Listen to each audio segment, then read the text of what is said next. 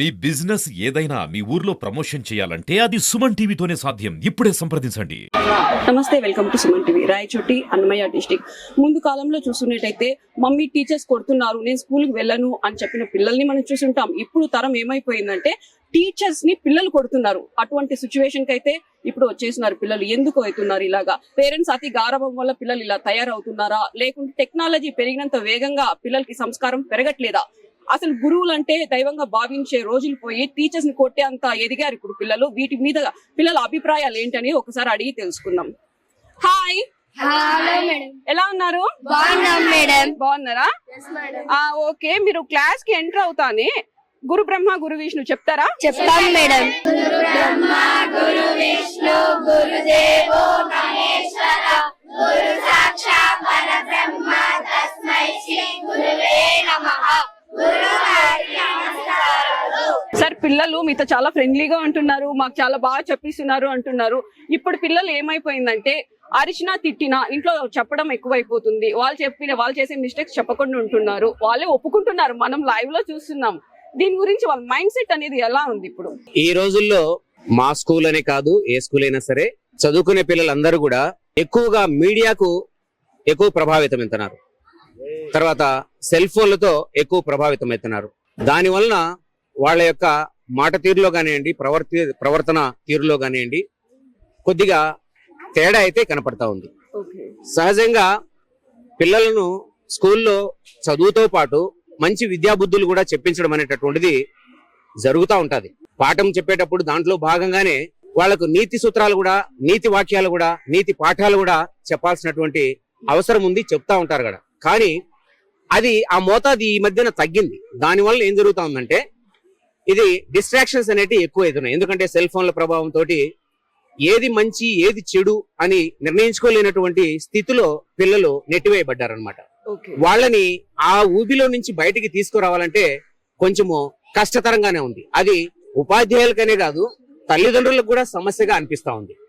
పిల్లల్ని సకమైన దారిలో పెట్టుకోవాలంటే ఈవెన్ టీచర్ల పిల్లలు అయినప్పటికీ కూడా ఏదో క్రమశిక్షణగా పెరుగుతూ ఉంటారని చెప్పేసి అందరూ అనుకుంటారు. కానీ ఈవెన్ టీచర్ల పిల్లలు కూడా వాళ్ళ పిల్లలను సక్రమైన దారిలో నడిపించాలని చెప్పంటే ఇప్పుడున్నటువంటి ఈ డిస్ట్రాక్షన్స్ వలన సక్రమమైన మార్గంలో నడిపించాలంటే తల్లిదండ్రులకు కూడా కొంచెం కష్టంగా అనిపిస్తుంది. అలాంటిది కొంచెం పిల్లల ప్రవర్తన మీద, చదువు మీద అవగాహన సరిగా లేనటువంటి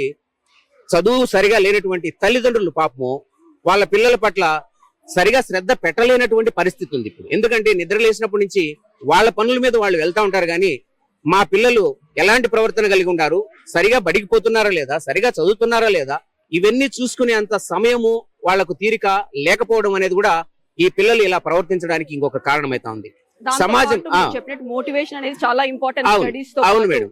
ఇప్పుడు సమాజంలో పెద్దలు ఏదన్నా తప్పు చేస్తే పోలీసులు శిక్షిస్తారు. అదే ఇంట్లో ఏదన్నా పిల్లలు తప్పు చేస్తే తల్లిదండ్రులు శిక్షిస్తారు. అదే పగలంతా మన స్కూల్లోనే ఉంటారు కాబట్టి మరి స్కూల్లో పిల్లలు చేసేటటువంటి తప్పులను దండించేదానికి ఇక్కడ ఎవరు లేరు అని చెప్పేసి అనకూడదు కదా. ఒక టీచర్లుగా మేము ఉన్నాం కదా, మరి ఆ బాధ్యత ఎవరు తీసుకోవాలి? టీచర్లు తీసుకోకపోతే పిల్లలు తప్పు చేసినప్పుడు వాళ్ళని సక్రమైన దారిలో పెట్టాలంటే ఏదో ఒక రకంగా మంచి చెప్పో, లేదా నీతి మాటలు చెప్పో, లేదంటే మందలించో వాళ్ళని సక్రమైన దారిలో పెట్టాల్సినటువంటి అవసరం ఉంది. మరి ఆ అవసరం మీకు లేదు అని చెప్పనేసి చెప్తా ఉంటారు. కాబట్టి ఇప్పుడు టీచర్లు కూడా ఏమైపోతున్నారు అంటే వాళ్లకు ఫ్యామిలీస్ ఉంటాయి. ఎందుకంటే కొంచెం చొరవ చూపించి నిన్న జరిగినటువంటి సంఘటన రాయచోట్లో ఒక టీచరు మరణానికి దారి తీసిందనమాట. ఆయన ఎలాంటి వ్యక్తి అంటే యాజ్ ఫర్ మైనారిటీస్ కన్సర్న్ సామాజిక స్పృహ కలిగినటువంటి చాలా ద బెస్ట్ టీచర్. ఆయన దారెమ్మిడితే బండిలో పోతా ఉన్నప్పటికీ కూడా తెల్లవారిపోయేటప్పుడు స్ట్రీట్ లైట్స్ వెలుగుతా ఉంటే ఆయనకు మనసు నచ్చదు. బండి ఆపి మరి పోయేసి ఆ స్విచ్లన్నీ అంటే లైట్లన్నీ ఆఫ్ చేసి ఆ తర్వాత మళ్ళీ బండి స్టార్ట్ చేసుకుని పోయేటటువంటి వ్యక్తి. అలాంటి వ్యక్తిని ఈ రోజు సమాజం ఇంత ఘోరంగా ఇక్కడ లేకుండా చేసిందని చెప్పంటే నిజంగానే అది పెద్ద వ్యక్తులు చేయలేదు, చిన్నపిల్లల చేతుల్లో ఆ విధంగా జరిగి అంత మంచి వ్యక్తి వెళ్ళిపోయినాడంటే సమాజంలో నిజంగా విలువలనేటి పతనం అయిపోతున్నాయని చెప్పనే దానికి ఇది ఒక పెద్ద తార్కాణం. దీనిలో తల్లిదండ్రుల ప్రోత్సాహము, అతి గారాభం ఎక్కువ ఉందంటారు. ఎస్ మేడం, తప్పకుండా ఇది కూడా ఉంటుంది. ఎందుకంటే తల్లిదండ్రులు పిల్లలను చూసుకోలేని స్థితి ఒకటైతే, తల్లిదండ్రుల పైన విపరీతమైనటువంటి మమకారంతో తల్లిదండ్రుల ప్రేమ పిల్లలకు శాపంగా పరిణమిస్తుంది మేడం ఈ కాలం. మరి జరగకూడదు అంటే దీంట్లో మీ పాత్ర మెయిన్ ఇంపార్టెంట్. ఖచ్చితంగా మేడం, ఖచ్చితంగా తల్లిదండ్రులు కూడా మార్పు రావాలి. ఖచ్చితంగా మేడం. ఎందుకంటే సమాజము అంటే పిల్లవాడు ఎదుగుదలకు వాని నైతికాభివృద్ధికి ఒక పాఠశాల ఒకటే పూర్తి బాధ్యత తీసుకోవాలని చెప్పనంటే అది నా ఉద్దేశం ప్రకారం అది కొంతవరకు మాత్రమే మేడం. ఖచ్చితంగా తల్లిదండ్రుల బాధ్యత కూడా ఇందులో ఉండాలి. ఎందుకంటే పిల్లవాడు పాఠశాలలో ఉండేటటువంటి పరిస్థితులను గమనించడం కంటే కూడా ముందుగానే సమాజంలో ఉండే పరిస్థితిని, వాళ్ళ ఇంటి చుట్టుపక్కల ఉండే పరిస్థితులను, ముఖ్యంగా వాళ్ళ ఇంట్లో అమ్మా నాన్నల మధ్యన సఖ్యత ఏ విధంగా ఉంది, వాళ్ళ ప్రవర్తన ఎలా ఉంది, మాట తీరు ఎలా ఉంది, వాళ్ళ బిహేవియర్ ఎలా ఉంది, ఇవన్నీ గమనిస్తూ ఉంటాడు. కాబట్టి ఇవన్నీ పిల్లవాని యొక్క ప్రవర్తన పైన చాలా ప్రభావం చూపిస్తున్నాయి. ఆ ప్రభావం వల్లనే పిల్లలు కూడా ఈ విధంగా ప్రవర్తిస్తున్నారు. నిజంగా పిల్లల తప్పైతే లేదు కానీ వాళ్ళను ఆ స్థితికి తీసుకొచ్చేదానికి మనం ఈ విధంగా అట్మాస్ఫియర్ ఎక్కువగా ప్రభావితం చేస్తుందని చెప్పేసి నా అభిప్రాయం మేడం. చాలా బాగా చెప్పారు. పిల్లలకి మీ నుంచి ఇంకా చాలా వరకు నేర్పిస్తారని కూడా మేము ఆశిస్తున్నాం. ఖచ్చితంగా మేడం, మా శాయశక్తులా మేము మా బిడ్డల కంటే మంచిగా భావించి వాళ్ళకి మంచి విద్యాబుద్ధులు నేర్పించి అందరూ సక్రమంగా ఉండాలి, అందరూ బాగుపడాలనేసి మా తాపత్రయం మేము చేస్తున్నాం మేడం. సార్ ఎలా ఉన్నారు? చాలా బాగున్నామ్మా. మీరంతా బాగున్నారా? అంతా బాగున్నాము. మీ పిల్లలు ఎలా ఉన్నారు? మా పిల్లలు మీకు వేరే చెప్పనవసరం లేదు. ఇది పూర్తిగా ఒక పండుగ వాతావరణం. మాకు ప్రతిరోజు పండగ అన్నట్లు మేము పాఠశాలకు వస్తే మాకు ప్రతిరోజు ఒక పండగ వాతావరణం ఉంటుంది మా పిల్లలతో. మేము పాటలు చెప్పడంలో గాని పిల్లల్ని ఆడించుకోవడంలో గాని మేము చాలా ఎంజాయ్ చేస్తాము. మాకు అసలు పొద్దున 8 కంతా పాఠశాలకు వస్తే ఈవినింగ్ 4:30 ఎట్లా అవుతుందో మాకే తెలియదు. అంత సరదాగా ఉంటాం పిల్లలతో, అంత బాగా ఉంటుంది. అందులో బాగా సంతోషంగా ఉన్న రాయచూటిలో ఒక విషాదం చోటు చేసుకునింది. స్టూడెంట్స్ వచ్చి ఒక టీచర్ ని చంపేయడం జరిగింది. దీని పట్ల మీరు ఏమనుకుంటున్నారు? పిల్లలు పెంపకం పెరిగారు, అట్మాస్ఫియర్ లో పెరిగారు అంటారా, లేకుంటే వాళ్ళ మైండ్ సెట్ ఎలా ఉందంటారు? దీని గురించి మీ అభిప్రాయం? మొదటిగా ఇలా జరగడం చాలా బాధాకరం అండి. చాలా అది కూడా ఒక ఉపాధ్యాయుడు పిల్లల చేతిలో చనిపోవడం అనేది వినడానికే చాలా కష్టంగా ఉంది. మేమందరం కూడా చాలా బాధపడ్డాము, భయపడ్డాము కూడా. విద్యాబుద్ధులు నేర్పి చక్కగా పాఠాలు చెప్పి పిల్లల బంగారు భవిష్యత్తుకు బాటలు వేసే ఒక ముఖ్య సూత్రధారి ఉపాధ్యాయుడు. అటువంటి ఉపాధ్యాయుడే పిల్లల చేతిలో చనిపోవడం అనేది మా ఉపాధ్యాయులం ఎవరు కూడా జీర్ణించుకోలేకపోతున్నాము. ఇది మొత్తం ఉపాధ్యాయ లోకానికే తీరని నష్టము. ఈ వార్త అనేది ఎప్పుడు కూడా మమ్మల్ని వెంటాడుతూనే ఉంటుంది. మాకు చాలా కలత చెందినాము.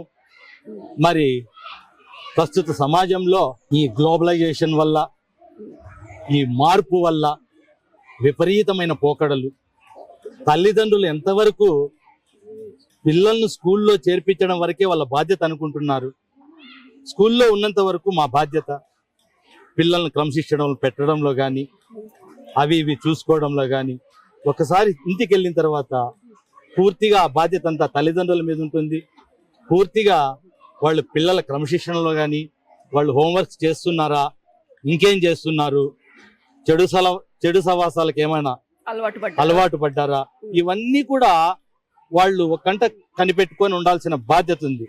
కానీ చాలా మంది తల్లిదండ్రులు పట్టించుకోవడం లేదు. పిల్లలు ఏం చేస్తున్నారో కూడా ఆలోచించడం లేదు. వాళ్ళు పాఠశాలలకు కూడా రావడం లేదు. ఉపాధ్యాయులతో రావాలి, చర్చించాలి, వాళ్ళ పిల్లల ప్రోగ్రెస్ ఎలా ఉందో తెలుసుకోవాలి. అది చదువులో కావచ్చు, క్రమశిక్షణలో కావచ్చు, నిరంతరం ఒక కంట వాళ్ళని కనిపెట్టుకొని ఉంటేనే మాత్రం మనం పిల్లల్ని సరైన మార్గంలో నడిపించే అవకాశం ఉంటుంది. లేదంటే మీరు చెప్పినట్లు మొన్న రాయచూట్లో జరిగిన తప్పిదాలే కాదు, ఇంకా ఘోరాలు జరుగుతాయనడంలో వేరే ఇదే లేదు. అలాంటివి జరగడంలో ఇలాంటివి అవన్నీ కూడా పిల్లల క్రమశిక్షణలో లేకపోవడం అనేది ముఖ్య కారణమవుతుంది. నమస్కారం. ఎలా ఉన్నారు? బాగున్నామండి. బాగున్నారా? బాగున్నాము. సార్, మీ పిల్లలంతా ఎలా చదువుతున్నారు? పిల్లల చదువు విషయంలో మీరు అడిగిన ప్రశ్న చాలా ఆలోచించి జవాబు చెప్పాల్సి వస్తుంది. ఎందుకు అలా అంటున్నామంటే ఎక్కడ పోటీతత్వం ఎక్కడుందండి? చాలా వరకు ఈ విద్యా వ్యవస్థలో ఇప్పుడు వచ్చిన పెను మార్పు ఏమంటే పోటీతత్వం లేకపోవడం. అంటే గత 10 లేదా 15 సంవత్సరాల ముందుకు ఈనాటికి ఈ పోటీతత్వం చాలా మృగ్యమైపోయింది. 10 సంవత్సరాల ముందు నేను ఒక పాఠశాలలో పనిచేస్తుంటే ప్రతిరోజు నేను ఒక రెఫరెన్స్ తీసుకోవాల్సి వచ్చేది. ఎక్కడ అంటే నాకు చేతనైనంతగా ఒక పుస్తకాల్లో కానీ వేరే వాళ్ళని అడిగి తెలుసుకోవడంలో కానీ బీ ఓపెన్. మా అబ్బాయిని అడిగే నేను రెఫరెన్స్ తీసుకుంటూ ఉన్నాను. మా అబ్బాయి ఐఐటి స్టూడెంట్. ప్రతిరోజు వీళ్ళు అడిగే ప్రశ్నలకు వీళ్ళు అడిగే లాజికల్ ప్రశ్నలు అనద్దండి, లాజిక్ అన్నమాట. ఒక జామెట్రీ టీచ్ చేస్తుంటే వాళ్ళు అడిగే లాజిక్ కు మురిసిపోతాను అనమాట నేనే. అయ్యో ఇంత బాగుందా, అవును కదా చందు, కరెక్ట్ రా చెప్పాను, నువ్వు చెప్పింది చాలా కరెక్ట్, నేను ఈ రోజు చూసి రేపు ఉదయం నీకు చెప్తాను అని చెప్పి ఆ రోజు రాత్రి ఫోన్ మీదనే మా అబ్బాయిని అడిగి అతని దగ్గర రెఫరెన్స్ తీసుకొని మరుసటి రోజు ఉదయం పాఠశాలలో పోయి చెప్తే వాళ్ళు ఆనందంతో పరవశించిపోయేవాళ్ళు. అంటే విద్యను ఆస్వాదిస్తూ ఉన్నారు ఆ టైంలో. ఆస్వాదించే కాలం నుంచి ఈ రోజు ఇంత నిర్లక్ష్య స్థాయికి చేరిందని మాకైతే చాలా వేదనగా ఉండాలి. సార్ నమస్తే సార్. నమస్తే మేడం. సార్ ఎలా ఉన్నారు? బాగున్నాను మేడం. బాగున్నారా? డాక్టర్ గానీ, లాయర్ గానీ, పోలీస్ గానీ, ఒక సాఫ్ట్వేర్ ఇంజనీర్ అవ్వాలంటే ముఖ్యంగా ఉపాధ్యాయుడు దగ్గర శిక్షణ పొందిన తర్వాతే ఇవన్నీ అవ్వడం జరుగుతుంది. అలాంటి ఉపాధ్యాయుడిని పిల్లలు చంపేశారు అంటే అసలు ఆ మాట చెప్పడానికి కూడా నాకు నోరు రావట్లేదు. చాలా బాధాకరమైన సంఘటన. ఈ విషయం రాష్ట్ర వ్యాప్తంగా బాగా సంచలనం రేకెత్తింది. అయినప్పటికీ ఇలా జరగడానికి ముఖ్యమైన కారణం ఏమంటే పిల్లల్లో ఇటీవల వాళ్ళ ప్రవర్తన సరిగ్గా లేకపోవడం, వాళ్ళు చెడు అలవాట్లకు బానిసలు కావడం, గుట్కాలు, చిన్న వయసు డ్రగ్స్ ఆ విధంగా కావడం వల్ల దాదాపు 6వ తరగతి నుంచి మొదలెట్టినారు ఈ మధ్య కాలంలో. 6వ క్లాస్ నుంచి మరి చిన్న పిల్లలు కదా ఉంటారు. 6వ క్లాస్ నుంచి స్మోకింగ్ చేయడము చాలా వచ్చినాయి కూడా వాటి పేరెంట్స్ కూడా చెప్తూ వెళ్దాం మేము. అయినా కూడా పేరెంట్స్ వైపు నుంచి కూడా పెద్దగా రెస్పాన్స్ రావడం లే. ఇట్లా దురలవాట్లు కూడా లోనైన వాళ్ళ పిల్లలు మనం ఏదైనా కొట్టి ఏదైనా దండిస్తే వాళ్ళు మా పిల్లలకి ఎందుకు కొట్టినారు అని వాళ్ళ నుంచి మళ్ళీ వాళ్ళకి కేసు పెడతాం, మేము పోలీస్ కంప్లైంట్ చేస్తాం అనేది రిటర్న్. ఆ విధంగా చేయడం వల్ల మనలో కూడా ఇంకా నిర్లక్ష్యం, మేము కూడా ఎందుకు చేయాలి ఇలా చేయడం వల్ల మనం కూడా వాళ్ళ వల్ల మనం ఎందుకో పేపర్కి ఎక్కాలా, లేదా సస్పెండ్ కావాలా, లేదా కేసు ఇవన్నీ ఎందుకు మనకని మనం కూడా చూసి చూడట్టు పోవాల్సి వస్తుంది ఇటీవల కాలంలో. 6th క్లాస్ అంటే ఎంత ఉండొచ్చు సార్ వయసు? అంతే మేడం, 6th క్లాస్ అంటే 6 years, 12 years, 11 plus. ఆ ఏజ్ కి అలవాటు పడడానికి ఇంట్లో పేరెంట్స్ ఏమైనా చేస్తే చూసి పేరెంట్స్ చూడటము, పేరెంట్స్ చూసి సమాజంలో వాళ్ళ సహవాసాలు ఆ విధంగా కదా మేడం. ప్రతి 100 మందికి కనీసం 20 మందికి అటువంటి దురలవాట్లు ఉన్నాయి. ప్రతి 100 మంది పిల్లల్లో 20 మందికి ఉన్నాయి కనీసం. ఇంకా వాళ్ళు ఒకరి నుంచి ఒకరికి, ఇంకా ఆ పిల్లోడు వాడు ఇంకో పిల్లోనికి అట్లా విధంగా వచ్చేసి ప్రతి అలవాట్లు ఉండే దురలవాట్లు. దీని వల్ల పిల్లలు చాలా చెడిపోతున్నారు. నిన్న మేడం నిన్న ఇన్సిడెంట్ జరిగింది కదా, ఇజాజ్ అహ్మద్ అతన్ని చంపేస్తారు కదా, అతను వాళ్ళు వచ్చేసి రోజు వచ్చేసి డ్రగ్స్ వాడతారంట ఆ పిల్లలు. ఆ స్కూల్లో దాదాపు 50% డ్రగ్స్ వాడేవాళ్ళే. ఆ డ్రగ్స్ వాడడం వల్ల వాళ్ళు వాళ్ళ మైండ్ వచ్చేసి ఇంకా చెడు అలవాటు, చెడు ఆలోచనలు, ఎదుటి వాళ్ళని ఎదురించడము, ఉపాధ్యాయుడు అనేటటువంటి గౌరవం లేకపోవడము, వాళ్ళ తల్లిదండ్రులు కూడా ఆ విధంగా తీర్చిదిద్దినారు వాళ్ళు. ఇంకా కొన్ని ఆరోపణలు కూడా వింటున్నాము. ఆ సార్ ని క్రికెట్ బ్యాట్లతో కొట్టారు. ఆ క్రికెట్ బ్యాట్ కాదు మేడం, చేతి కడియం వేసుకుంటారు కదా, ఆ కడియం వేసుకుని మన ఛాతీ మీద బాగా గుద్దినారు 3 చోట్ల. ఆ ఛాతీ మీద గుద్దినటువంటి గుర్తులు కూడా ఉన్నాయి. తర్వాత వీటి మీద బూట్కాలు తన్నారు, ఆ తన్నినటువంటి బూట్కాలు గుర్తులు కూడా ఉన్నాయి. నేను చూసాను మేడం వెళ్ళి. అంటే చాలా అన్యాయంగా కొట్టారు. చాలా టీచర్ ను 9వ తరగతి చదివే పిల్లడు ఆ విధంగా అన్యాయంగా కొట్టి తర్వాత చనిపోయే చావు కారణమైనారంటే ఆ పిల్లడు సమాజంలో ఎవరినైనా చంపేదాన్ని రెడీనే. విద్యాబుద్ధులు చెప్పే టీచర్నే చంపినటువంటి వ్యక్తి పెద్ద అయిన తర్వాత వాళ్ళ అమ్మని కానీ వాళ్ళ నాయన కానీ సమాజంలో ఎవరు కూడా ఎదిరిస్తాడు. ఎవరిని కొట్టినా మనం ఆలోచించాల్సిన విషయం. ఆ విధంగా ఒకరిని చూసి ఒకరు ఇంకొకరు మారిపోతున్నారు పిల్లలు. సార్ దీనికి అడ్డుకట్ట వేయలేమంటారా?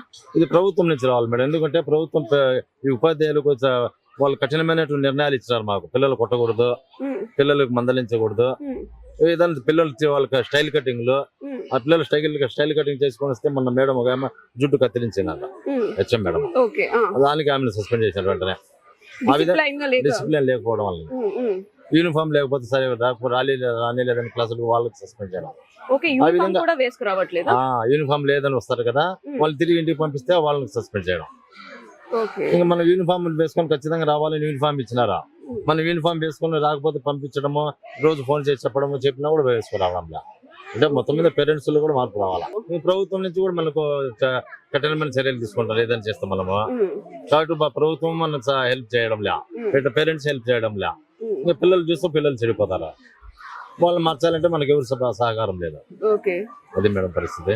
మెయిన్ మారాలి, సమాజం మారాలి, సమాజం పేరెంట్స్ మారాలి, మారాలి. పేరెంట్స్ మారాలి. విన్నారా సార్ చెప్పింది ఎలా ఉండాలి ఎలా ఉండకూడదని? ఇక్కడ ఇలా అనేస్తారు, మళ్ళీ మీరు చేసేటివి చేస్తా ఉంటారా? వింటారా మీ సార్ చెప్పినట్టు? ఇప్పుడు నుంచి మంచి పిల్లలుగా మారుతారా లేదా?